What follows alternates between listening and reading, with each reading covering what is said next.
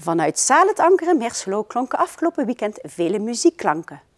Over de 2 dagen verdeeld vonden zo'n 130 optredens plaats. De Federatie Muziekgezelschappen van de gemeente Venray organiseerde hier het jaarlijkse Solisten- en Ensemblefestival. Het spits werd zaterdag afgebeten door de blazers en de slagwerkers sloten de dag. Op zondag stonden er alleen blazers op het podium. Het is een festival, zoals de naam al zegt. Het is dus geen echte wedstrijd. De kinderen krijgen wel allemaal punten door een vakkundige jury.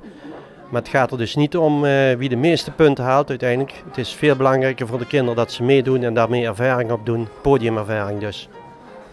Voor de deelnemers was het spannend. Ze kwamen in groepen naar voren om vervolgens hun solo-performance ten gehore te brengen. Mara en Willem waren best tevreden over hun optreden. Ja, ik vond dat het wel goed ging. Ja, ik vond het wel goed gaan. Ben je tevreden over je resultaat? Ja.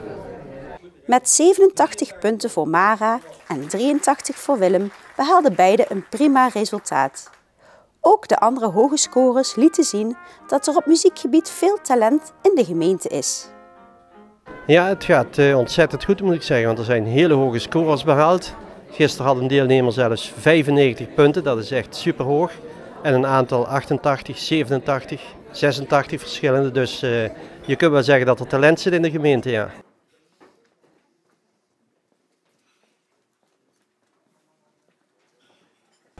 Ja, ik heb er best wel veel voor moeten oefenen.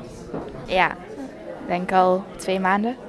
Daarbij is heel belangrijk dat alle opleiders, onder andere de docenten van het kunstencentrum, die zijn al maanden met die kinderen bezig. En het is eigenlijk, dit festival is een onderdeel geworden van de opleiding. En dat is voor de muziekvereniging denk ik heel belangrijk en heel goed.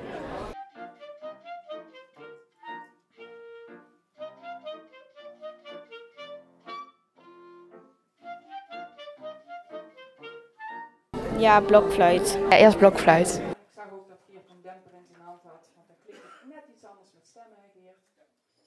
En je speelt voor ons de British Grenadiers. Succes! Ja, dat weet ik niet zeker, maar misschien wel.